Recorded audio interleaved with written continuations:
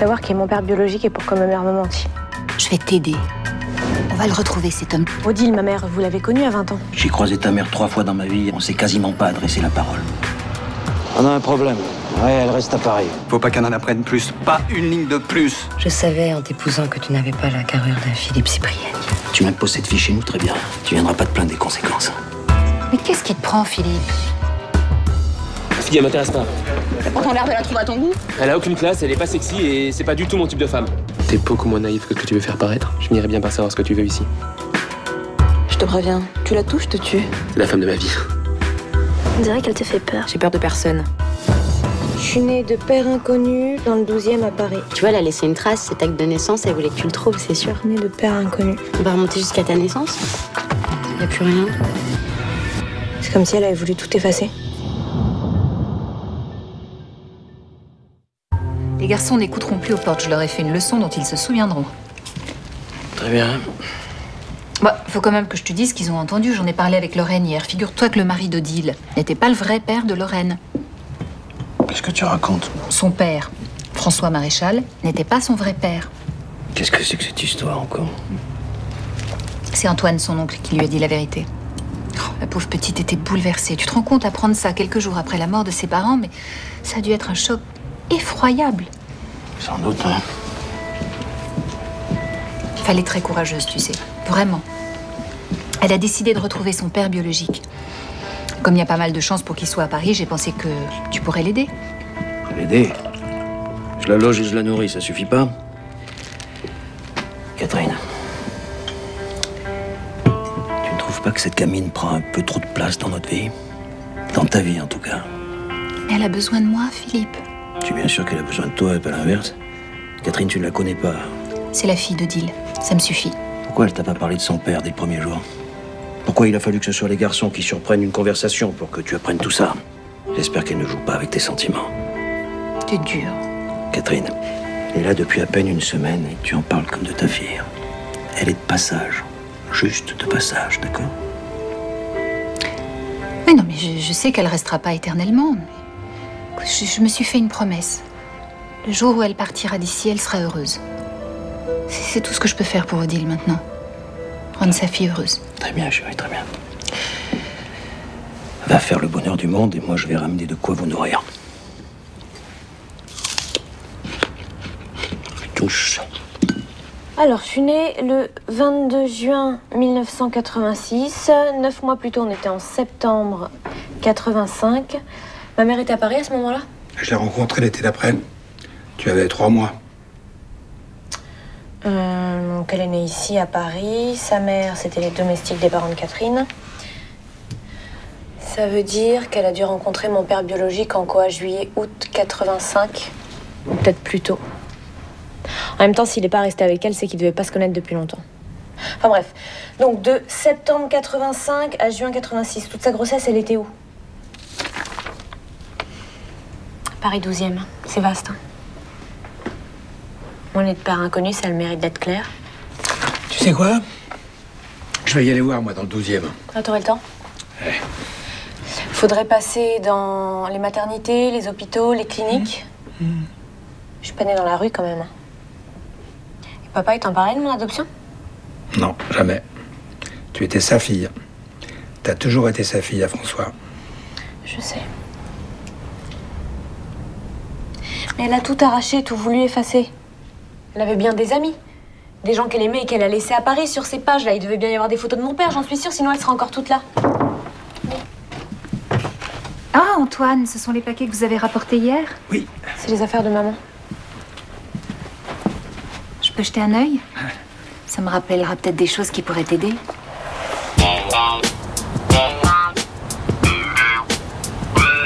En plat du jour, on a le Chris Tartare. Aujourd'hui, on va faire le Club Lily. Et après, qu'est-ce qu'on peut faire? Salut. Hein? Tiens, j'ai même pas regardé tes textos. Faut que j'arrête de l'oublier n'importe où, moi. Un de ces quatre, c'est Hermione qui va tomber dessus Mais et... pourquoi t'es avec elle? T'arrêtes pas de la tromper. Aucun rapport. Est-ce que tu l'aimes? L'amour, c'est ton truc à toi. Moi, je supporte juste pas l'idée qu'un autre mec la touche. Oh là là, t'es sapé comme un prince aujourd'hui. T'as un mariage? Non, j'ai rendez-vous avec mon banquier. Oui, bah c'est pas habillé comme ça qui va te faire un prêt à la consommation, Ethan. Non mais rien qu'avec le prix de tes ponts, je vis 10 ans, moi. Rien de perso. Je monte ma boîte. T'es sérieux? Études de marché, business plan, tout est là. J'ai eu l'éclair de génie hier. J'ai bossé dessus une partie de la nuit. Rendez-vous dès ce matin. Et c'est quoi ta super idée? Top secret jusqu'à ce soir. Mais je te promets, tu sauras tout. Et mets du shampoing frais. Il donne. Ça, c'est l'année où j'ai rencontré Philippe. Je venais de rentrer des États-Unis. Tu devais avoir 1 an là-dessus. Qu'est-ce que t'es mignonne. Et en 1987, avant que tu partes aux États-Unis, maman, elle fréquentait des gens. Tu te souviens? Alors attends, je suis partie fin 85. Amaury et Valérie étaient déjà ensemble à l'époque. Alexia, Alfred aussi. D'ailleurs, ils sont partis à peu près en même temps que moi. Ils ont vécu 1 an au Japon. Hermione est née là-bas la même année. À quelques mois près, vous devez avoir le même âge, toutes les deux. Je crois même que c'est à cette époque-là que Philippe est rentré chez Carrie Ellis. Et à mon retour des États-Unis, ta mère et moi, on s'est perdus de vue.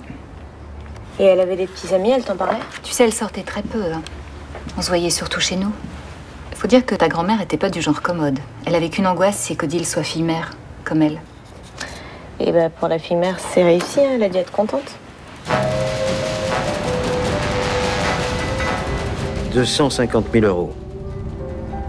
Vous lui dites non. Je sais que c'est mon fils, justement. Écoutez, mon vieux, vous inventez ce que vous voulez, mais c'est non. Faites passer le mot à vos collègues.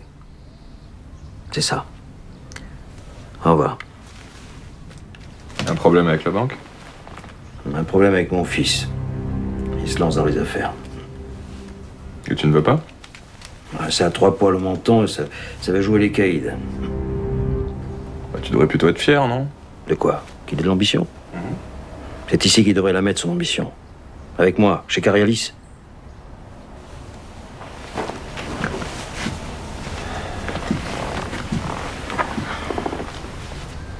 Donc, pas de prêt. Pas de prêt. Je lui coupe les vivres. Je vais lui apprendre ce que c'est le monde des affaires. S'il veut jouer, on va jouer.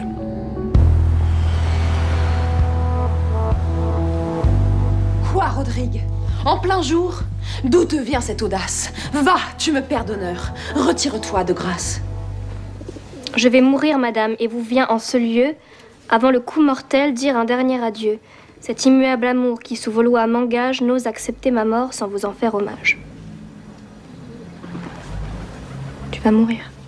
Tu vas mourir, Rodrigue! Non, tu vas mourir, c'est tout.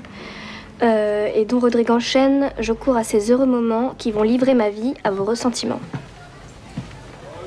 C'est beau ce texte, hein. Tu parles? C'est pas avec ça que j'ai monté les marches à Cannes. Hein. Pourquoi tu le fais ce casting alors? Mais tu comprends rien. Le site c'est chiant à apprendre, mais ça fait sérieux sur un CV. Ouais, je sais pas, moi je trouve ça hyper beau. Bon, contente-toi juste de me donner la réplique tout à l'heure. Bah, c'est à quelle heure? 16h. 16h, mais attends, j'ai un TP moi. Ça va. Les TP t'en as tous les jours. Un de plus, un de moins, c'est pas ça qui va t'empêcher de sauver quelqu'un. Bon, 15h en bas de chez moi.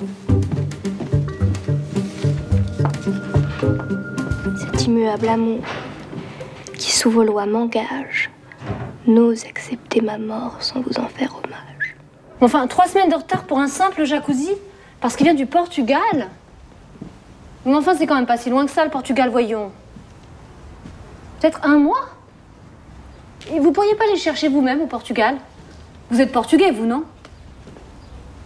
Ah, tous les maçons sont pas portugais, bon. Vous êtes serbe. Bon, eh bien, en Serbie, ils ont bien des jacuzzis, non? Vous pouvez le raccrocher. Vous avez un souci? Bon, ne vous lancez pas dans les travaux, c'est usant pour les nerfs. De toute façon, j'ai l'habitude de tout faire moi-même. Oui, mais vous êtes extrêmement doué de vos mains. Mais 1 mois de retard pour 300 mètres carrés sans terrasse. Avec les techniques modernes, ça devrait se refaire assez vite, non? Je vais vous dire ce qui va pas chez vous. Quoi? Vous êtes une femme. Et les femmes dans le bâtiment, on les respecte pas. Vous avez un mari qui est loin, vous passez des ordres, personne les écoute, personne les exécute. Classique.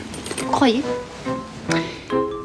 Je les connais, les gars du bâtiment. Serbes ou pas serbes, c'est tous les mêmes. Mais j'ai peut-être une solution. Un homme. C'est ça qu'il vous faut. Je parie que je donne un ordre à vos ouvriers, il exécute. Et vous feriez ça pour moi? Mais ça, ce serait formidable, parce que moi, je n'y connais rien. Mais alors, rien du tout. Alors, je suis votre homme. J'avais envie de rester un peu à Paris pour Lorraine. Ma vendeuse fait tourner la quincaillerie.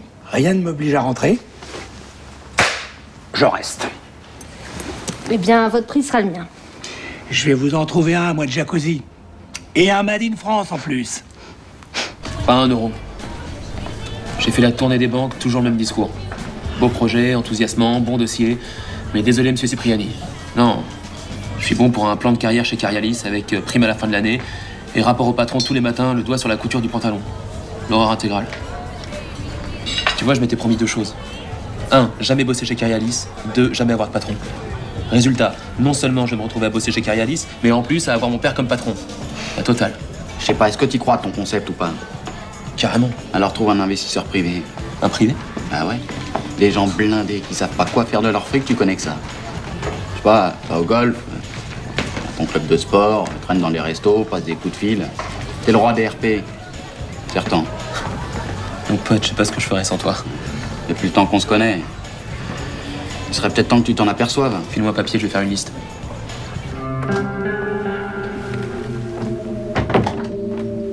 On vient de me dire que tu étais là. Je passais dans le quartier. Tu passais dans le quartier? Catherine, ça fait 20 ans qu'on vit ensemble. Bon, ok, je suis venue te parler.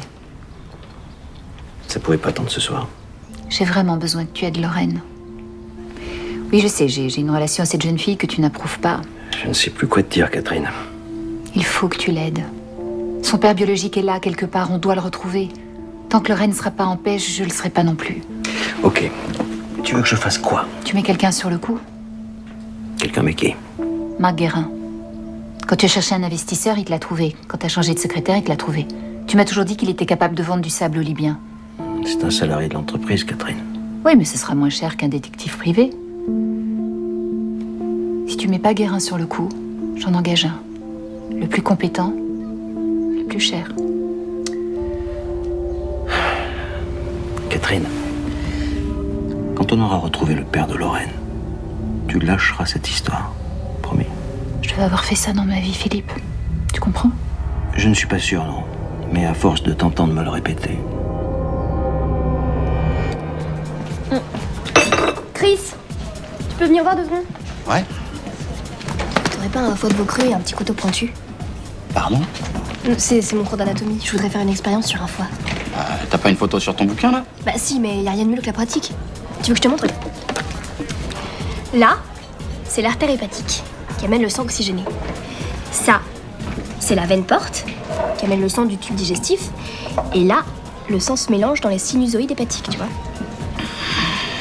Oh. Je vais gerber. Non mais attends, mais c'est génial le foie.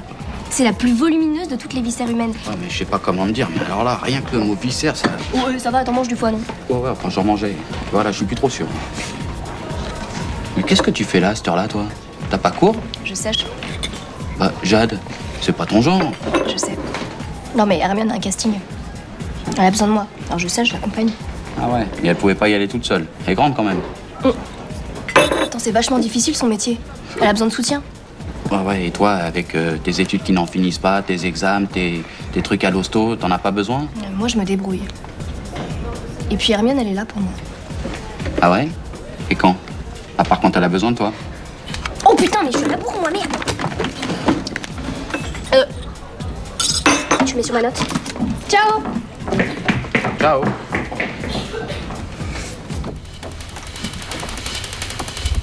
Bonjour Catherine. Bonjour Marc.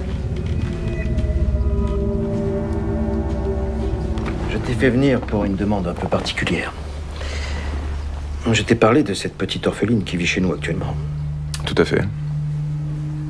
Catherine voudrait que tu fasses une sorte d'enquête sur elle. Enfin, pas vraiment sur elle, mais sur son père.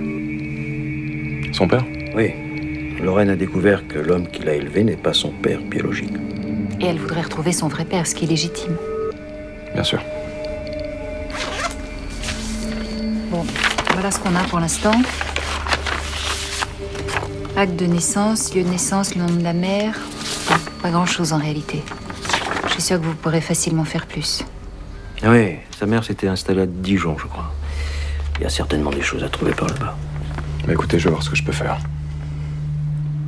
Très bien. Je compte sur vous, Marc. Merci. Je vous en prie.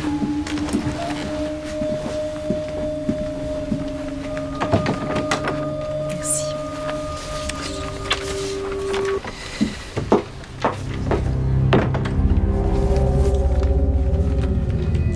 Bien évidemment, tu fais semblant de chercher, tu ne trouves rien. Évidemment.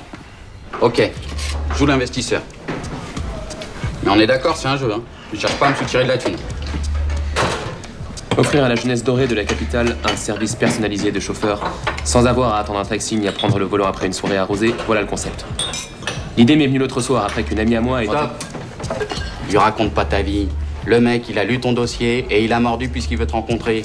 Alors tu le supplies pas. Tu lui fais l'honneur de lui apporter une affaire qui va lui rapporter un max. Mais t'as la niaque.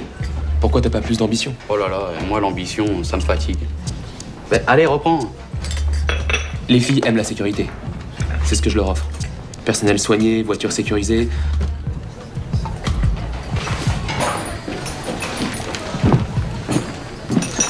Bonjour. Bonjour. Ethan Cipriani. Éric Dumas, enchanté.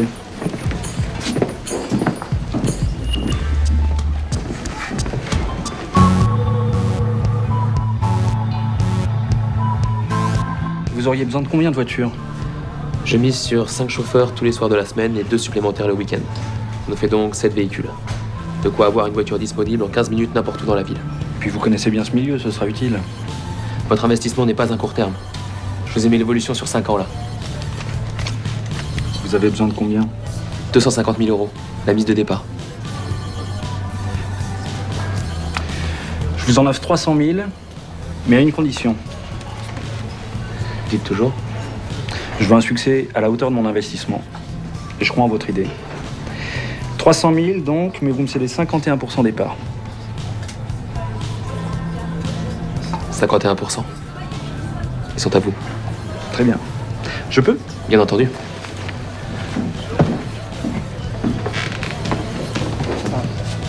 Vous m'envoyez les contrats signés dans l'après-midi? Hein, faisons les choses bien, mais faisons-les vite. J'ai un carnet d'adresses en or et un sens inné des affaires. Vous misez sur le bon cheval. J'en doute pas une seconde. Je vous dis à très bientôt, monsieur Cipriani. Ouais.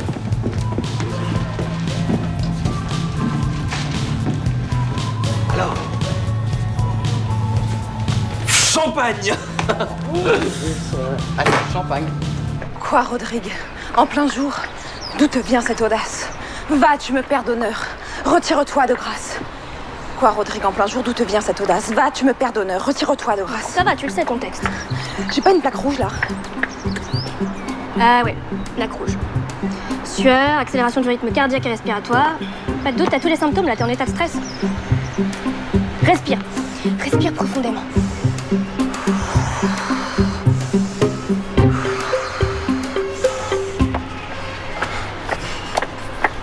Quoi, Rodrigue? En plein jour? D'où te vient cette audace? Va, tu me perds d'honneur. Retire-toi de grâce. Je vais mourir, madame. Et vous vient en ce lieu, avant le coup mortel, dire un dernier adieu.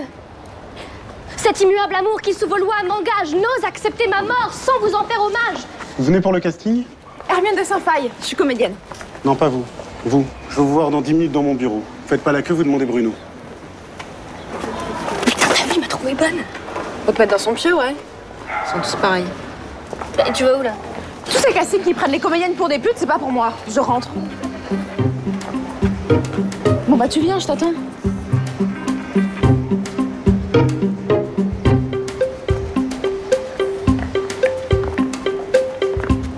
J'étais pas encore revenu à mon bureau qu'un coursier m'apportait déjà tous les papiers à signer. Tenez. Voilà les statuts de la société prêts à être déposés. Je vous les laisse paraffer.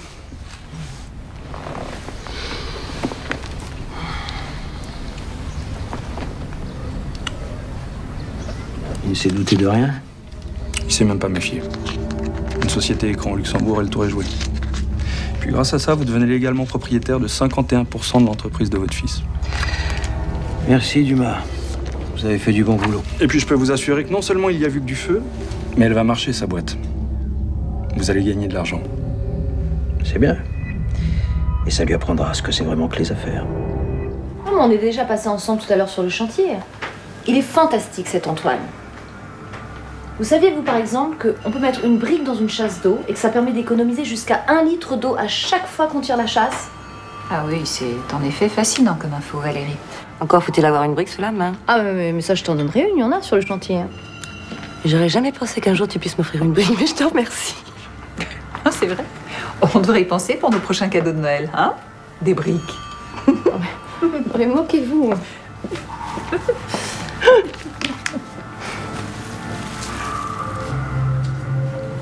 Et sinon, Antoine, t'as parlé de rien d'autre?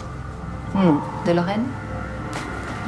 Non, pourquoi? Je voulais pas vous en parler, mais j'ai pas vraiment de secret pour vous. Vous vous souvenez d'Odile, la mère de Lorraine? La fille de la bonne de tes parents? Oui. Elle a quitté Paris à la naissance de Lorraine et la petite n'est pas vraiment la fille de l'homme qu'elle a épousé après. Alors c'était qui son père? C'est toute la question. Lorraine l'a appris le jour de l'enterrement de ses parents. Elle a décidé de retrouver son vrai père. La petite Odile fille, mais... Comme quoi, faut toujours se méfier des petites filles trop sages.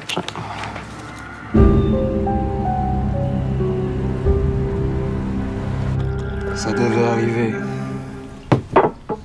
Tu as surpris Alexia avec un stagiaire? Oh, si c'était que ça. Elle vient justement de m'appeler. Et? Elle sortait du spa où elle avait retrouvé Valérie et Catherine et... Ta femme a craché le morceau sur Lorraine. Je savais qu'elle ne pourrait pas garder ça pour elle. Elle m'en a parlé ce matin. La gamine a décidé de retrouver son père. On peut pas laisser faire ça, Philippe. Je sais, Alfred. Elle sait déjà que Maréchal n'était pas son père. Il faut pas qu'elle en apprenne plus. Pas une ligne de plus. Enfin, tu comprends? La semaine prochaine, elle sera loin.